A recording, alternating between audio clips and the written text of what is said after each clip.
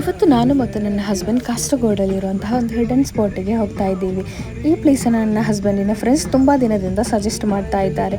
ಈ ಪ್ಲೇಸಿನ ಸ್ಪೆಷಲ್ ಏನಂತ ಹೇಳಿದರೆ ಒಂದು ದೊಡ್ಡ ನದಿ ಬದಿಯಲ್ಲಿರುವಂತಹ ಫುಡ್ ಸ್ಪಾಟ್, ಹಿಡನ್ ಆಗಿರುವಂತಹ ಪ್ಲೇಸ್ ಇದು. ಅಲ್ಲಿರುವಂತಹ ಫುಡ್ ಸ್ಪಾಟ್ ಇಲ್ಲಿಗೆ ಬರುವ ನಿಜವಾದ ದಾರಿ ಹೇಗೆ ಅಂತ ಹೇಳಿದರೆ, ಈ ನದಿ ಆಚೆ ಬದಿಯಿಂದ ಒಬ್ಬರು ತಾತ ಇದ್ದಾರೆ, ಏಜ್ ಆದ ತಾತ. ಅವರು ತಮ್ಮ ದೋಣಿಯಿಂದ ಇಲ್ಲಿಗೆ ನಮ್ಮನ್ನು ಕರ್ಕೊಂಡು ಬರ್ತಾರೆ.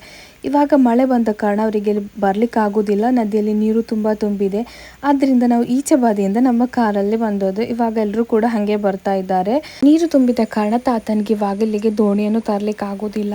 ಎಷ್ಟು ಬ್ಯೂಟಿಫುಲ್ ಆದಂತಹ ಆಂಬಿಯನ್ಸ್, ಅಲ್ಲಿ ಕೂತ್ಕೊಂಡು ಸ್ನ್ಯಾಕ್ಸ್ ತಿನ್ನುವಾಗ ಟೈಮ್ ಹೋಗೋದೇ ಗೊತ್ತಾಗೋದಿಲ್ಲ, ಅಷ್ಟು ಪೀಸ್ಫುಲ್ ಆಗಿತ್ತು.